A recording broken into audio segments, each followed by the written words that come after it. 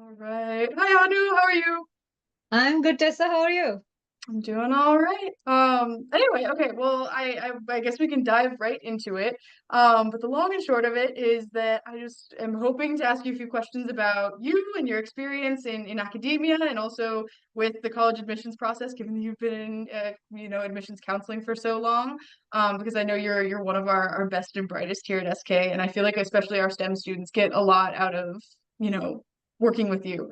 So I guess I should ask first where you got your kind of academic start, where you're from, where you went to school, and how you kind of made your route through all of these impressive institutions, like Tufts, like Stanford, working on the Human Genome Project. So I would love to hear a little bit more about your academic background before we dive into the college counseling stuff. So I started with a bachelor's and master's in zoology from India. And then I had this dream of like, hey, I want to do research and I want to study in an American institution, right? Like to understand how research works there. So I came with two suitcases and a lot of dreams and aspirations. And I got admitted to Smith College. I'm sure you're aware of Smith College.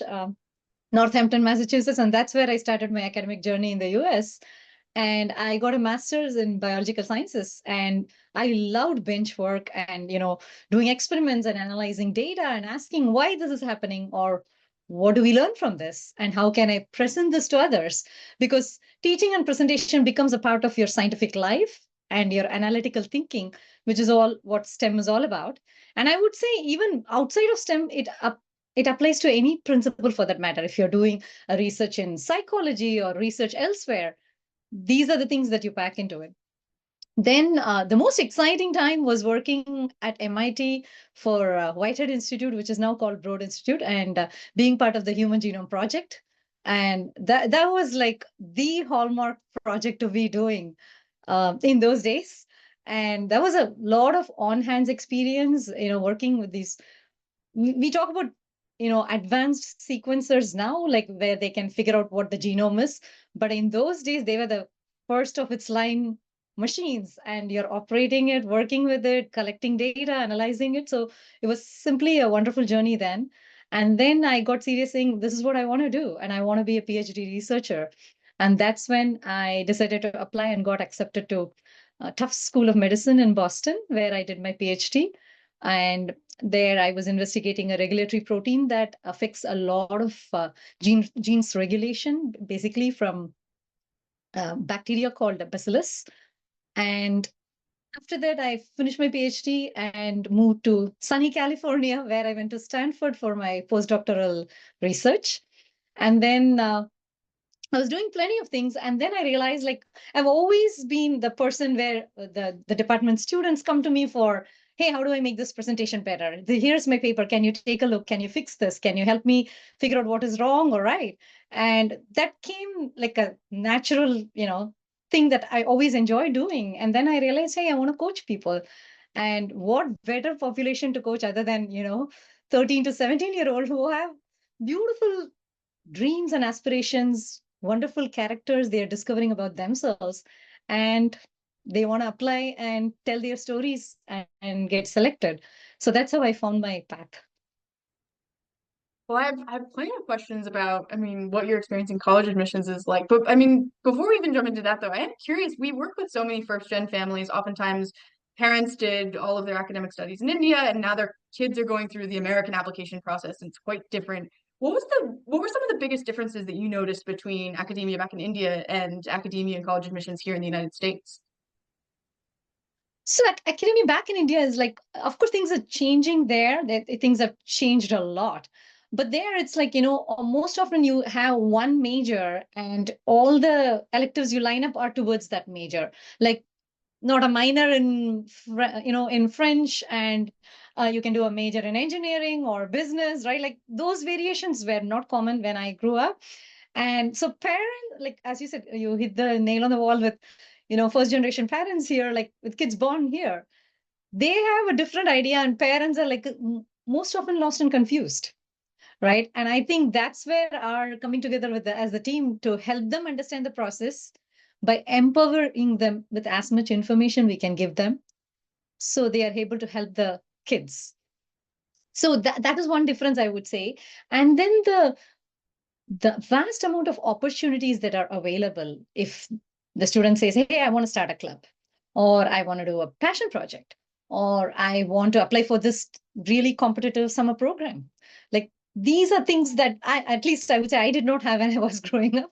And those are the things that I'm really excited about. In fact, Harpal would say, I get so excited about it that it's like almost like I'm applying. And then I'm like, no, no, no, my essay kids are applying. I feel like this is a common SK experience. Is we get so excited for our little rock stars that we get really invested. But I mean, this is interesting though that you mentioned also this idea of like, oh, it wasn't common to, minor in French or communications or whatever. Because I think you're such an interesting example of a STEM person, a STEM personality who has these really strong interpersonal skills, these really strong, presentation skills. And this was, I think, one of the things that, at least in my view, is most valuable that we have for some of our STEM students too, is coaching in some of those things that I think a lot of STEM students don't think of as important as, like how to interview, how to present yourself well, how to present your ideas well. Because I think some of these, I think maybe softer skills that are so often siloed off to the humanities are so important for STEM work. And I feel like you, especially with all of the research that you've done, and just as the bubbly personality that you have, are such a prime example of this. Anyway, so okay, I'd love to hear more about, once you decided, okay, I'm this person that younger students tend to come to for presentations, for help working on things, for help kind of presenting themselves and their work. I want to work on college coaching. I want to work on helping 13 to 17-year-olds with figuring out the next step of their lives. What has that been like? What has your, I guess, coaching philosophy been like? And how did you end up working with Success Koach? I actually am realizing I don't know this particular story. Harpal says it even in a much interesting way, but I'll get to that in a minute. So what happened was like, since I've gone to all these institutions and into science and everything, but at the same time I can talk about politics and sports for arts. Like that's just me. So most of my friends or people known to me would say, "Hey, come and talk to Miss Anu," to their kids, ask her input on some of the colleges you're looking at, or what can you think about for your essays. And the kids would feel a little bit like, oh, I don't want to do this, but then the parents would egg them on, and finally the kids would talk and they're like, oh yeah, I can talk to her, this is fun. And I didn't realize I answered so much on academics because she makes it interesting. It's not like she's like, hey, what are you doing, when are you going to get to a good college or something. so so I became the unofficial guide, and this was going on for a while. And then I realized, why not I make it official, right? And then I started with essay coaching, and I make the essay coaching kind of fun, and because they're 17-year-olds, they have their own world, and you have to somehow chip the walls away. And I'm here for you. Your win is my win. When you fall, I'll have my hands around you so you can hold on to it. Like, you're not alone in this journey, right? Like, if you give them that kind of support, and yes, I am your friend, but I'm also your coach. Let's get this moving. Let's tap into the potential you're capable of, then I feel like they really get empowered and they're able to go through the process and do so well for themselves, right? So that's when I said, okay, I really wanted to do this seriously, and I became an essay coach. And I don't know if you would know this, Ethan Sawyer, college essay guy. Um, so I took a lot of courses with him and Dr. Cynthia Colan and many more people, because I don't believe in just one perspective. I want to bring the best of several worlds and then pick and choose. So each kid is different from another kid. So different strategies would help me know how to coach them.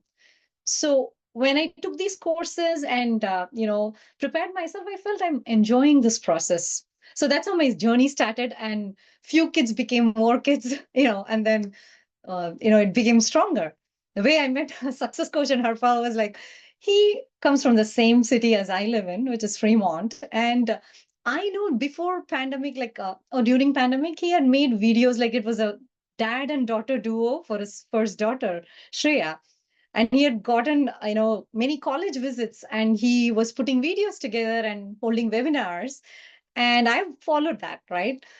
And in fact, I've attended a few webinars. And 2 years ago, I think I wrote to him saying, hey, do you do college list? One of my kids wants a college list, and I'm not sure. And he's like, oh, are you essay coach? We need to talk. I'm like, okay. So I went to his office and he would say, Anu marched into my office, talked to me, and then marched out with a job. That's how Harpal narrates the whole thing, and it's hilarious. But pretty much we started talking and we are like, oh my God, we are so aligned, right? Like we really, really care about our students and we are excited about this process. And as cliched as it is, rest is history, but here I am.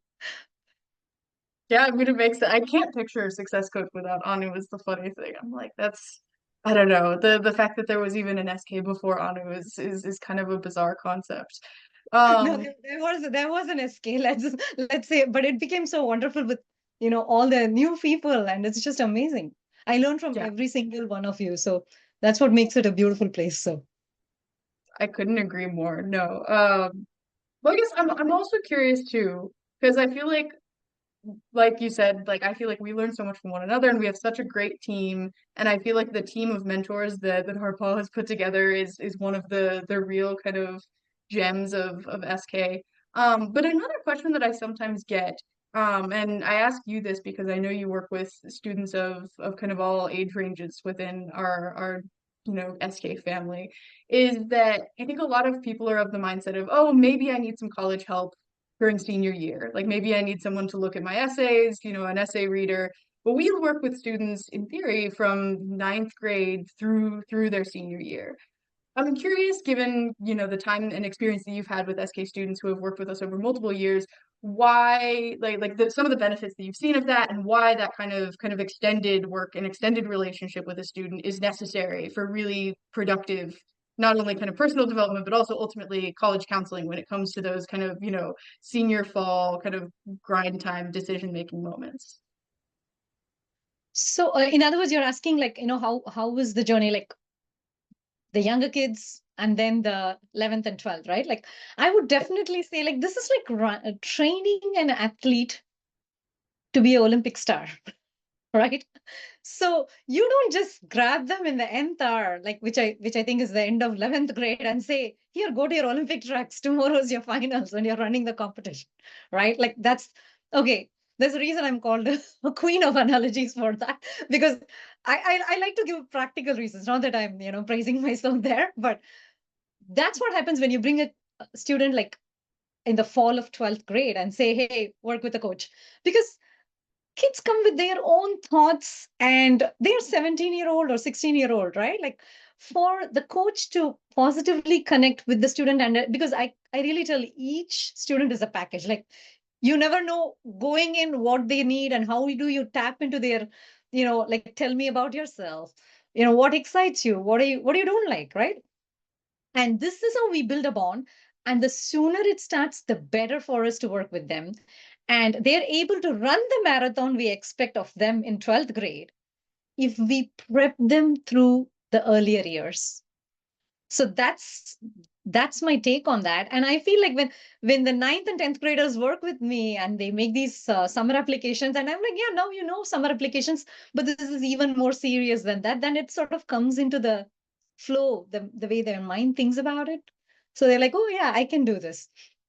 So I feel like the sooner they start, like they're able to tap into resources, do many projects, or understand which clubs to be part of, how to grow their skills, soft skills that we always talk about, but sometimes that doesn't get registered as to being important, all these things. And then when they come to 11th and 12th grade, they know the course. They know this is the marathon I need to run. I know what speed I need to be in. I know how much input I should give. That becomes like clockwork. The running, the kind of picking up an athlete and expecting them to just run a race on no training is such a good analogy because I feel like there is this misconception. Worst case scenario, people think that college application process starts as a senior, which it definitely doesn't. You definitely need to start by junior year. And I think that some people are under the misconception that because we start working with ninth graders, that we're sitting there drilling them for the SAT and having them look at college lists in like ninth grade and making them anxious and worry about college as freshmen in high school. And I really think that's not even close to what we're doing. It's that in ninth and 10th grade, you're building up these self-reflection processes, these skills of thinking about who you are, thinking about what you want, setting reasonable goals just in your immediate life, not even to do with college applications, but just to Brilliant. do with your extracurriculars and your classes and you know who you want to be as a young person. And those skills can't be grown overnight. And they're so important for college applications, but they're also just important for life. And if you start building them in ninth and 10th grade, then 11th and 12th grade come so much easier. And I mean, even just speaking from personal experience, I remember getting to, you know, the summer before my senior year and sitting down to write my personal statement. And I had not really had to sit down and articulate who I was or what was important to me or what was unique about me. And I think that I was, you know, I'd like to think I was an interesting kid who had some interesting things going on, but I hadn't had to sit down and articulate why I was interested in these things or who I was. And it was really hard. And I really think looking back on it that I fumbled it quite hard because I hadn't had anyone prompt me to speak about myself or write about myself. So I think that you are such a good example of someone who really hones these good relationships with students, who really like hones these skills of self-reflection and articulation so that by, you know, junior, senior year, it's just second nature. But yeah, anyway. It's just amazing when the same students who start with me early on come back and say, you know, Coach Anu, I know how to write this essay. Like, and here I am telling these thoughts, like why I want to do this. And I'm like, I step back and I'm like, aha, that's my aha moment, not praise myself, but that's just lovely thing to hear as a coach, where you see them grow, develop confidence, get empowered, and then come and deliver it like smooth finish, right? Like that's where I'm like, oh my God, this is awesome. Like this makes why I coach so meaningful for me. Like them getting to the finish line, right? And the way you put it is so beautiful. If they feel emburdened, like you know, something is me being enforced, that's different. That's not the way SK operates. We operate by empowering them, by showing them the information that is available and helping them to put a roadmap to getting there. That is empowerment compared to enforcement, which we don't operate by. So enforcement is where they feel, oh my God, I don't want to do any of this. Why should I be doing this? But when you empower them, they're like, oh yeah, I like it. I want to do more. Right. And I understand why I am doing this because I can have a smooth finish towards my college applications. So Yeah, no, I feel like that's really what we're all about. And I feel like that's such a nice note. But I guess maybe as a concluding note, you've been doing this so much longer than even I have. I'm curious if there is any part of, you know, essay coaching or college counseling or even like anecdotes from your time at SK that stick out as kind of your favorite parts of what you do.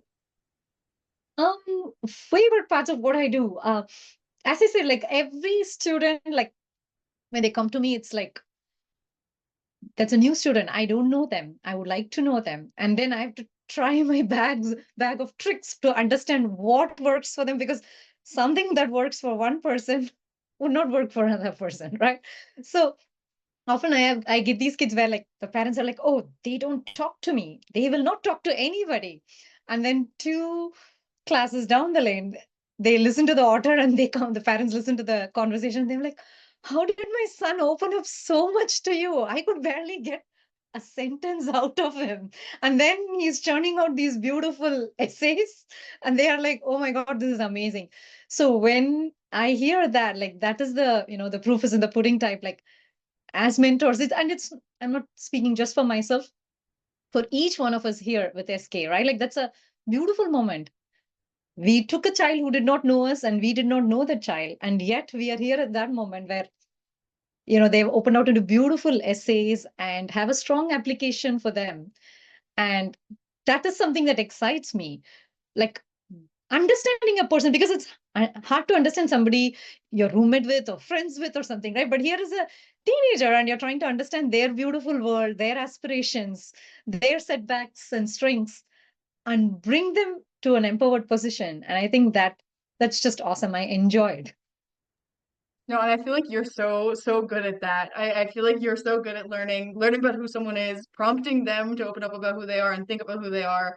I mean, it's just so impressive to me that beyond being our absolute STEM queen, that you have this skill really of drawing people out. Because I mean, again, these self-reflection skills, they're tricky to build. Writing a good essay, knowing yourself well enough to do so, it takes time. And I feel like you are such an impressive catalyst of that kind of personal growth. Thank, thank you. I also tell them because they all think I'm STEM, but I also tell them I'm equally into arts. I am a choreographer and dancer, and I do stage acting, and I'm also a radio jockey in one of the popular Bay Area radio stations. So I bring my strengths to people skills through, like, acting, projecting, living a character, trying to portray what the writer has got into the character. So that helps me not just line up like, I discovered a AI club and, the science geeking outside. I understand that. I get it. I also help them bridge. So my STEM students are bridged with like, tell me the artsy side of your story, right? Like, so that together it gives the best, culmination of both the worlds, right? So, and when I get art students, I try to see the science side of them or the curiosity or the drive. So that way I balance out their thought process and their application. So, Which I feel like is so important too, because I think there is maybe sometimes a bit of a danger of pigeonholing students and saying, okay, you're a STEM student, we'll put you with a STEM tutor. And I feel like we do have, as a general rule, a more nuanced approach than that. But also, I mean, people like you, I feel like you're such a good example of someone who's so well-rounded, which is so important given that I think it's easy again for students to fall down this kind of path of putting themselves in a box, and that's not what college admissions is about, and it's not what college is about, and it's not what life is about. So I think that's so important to keep in mind that people are complicated and multidimensional. so Yeah. there was a STEM student who came and said, like, I want to write about computers. I'm like, well, you're going to write about computers in why major essay? What do you want to write about in personal essay? And she was like, I don't do much. I'm like, talk to me. We talked about how she spent literally Saturdays and Sundays. And then during the conversation, I zoned in on, pottery. I go to the pottery studio and I throw the wheel and I create things. I'm like, interesting. Tell me more. I always call it TMM. Tell me more. And then she started talking, oh, I've created these pieces and they are not the best things, but these are the 5 pieces. And then I'm like, that's your essay story waiting there. And she took each piece and we helped her map the essay. Like it went to show her appreciation for family and friends, how she has bonded with her brother who's 80 years younger to her, and they had nothing to bond over, and she created a clay board game thing for him so he could build his legos on it. And then she also brought in her interest in STEM and how she has also created a community for girls with curly hair problems, and she has this big fan following on Insta and YouTube. And just that one mention of throwing a pottery wheel opened out into this beautiful essay. So I think the power of storytelling, not just essays, right? Like even your application for that matter, comes from like you wouldn't know where your stories are going to come from. You wouldn't know until you open out and talk. And I think that's where the mentor coach student relationship really strengthens and helps, just where one word accidentally mentioned comes into a whole essay that gets carried on its path. So that was an example, like that's like one of these conversations which became a beautiful story for that student. Yeah, and I feel like from everything that I've heard of the essay, relationships that you have, that's really all it is it's teaching storytelling, which is such a valuable and underplayed skill in this process. But all right. Well, I suppose that is all on my end. But thank you so much for your time, and I guess for any perspective or current SK students watching, I cannot emphasize enough how awesome Anu is and just how kind of a person she is. But yeah, anyway, so thank you again. Thank you, And Tessa. And I have to say to everyone at this point that like what makes us special is the beautiful team we have here at SK. We learn from each other. Doesn't matter like if someone has been coaching for years or someone just started their journey or someone has expertise in a different area. We work as a team and we got the students' interest which is the foremost in our mind. And we learn from each other. And I think that's what makes our team so wonderful and successful for that matter.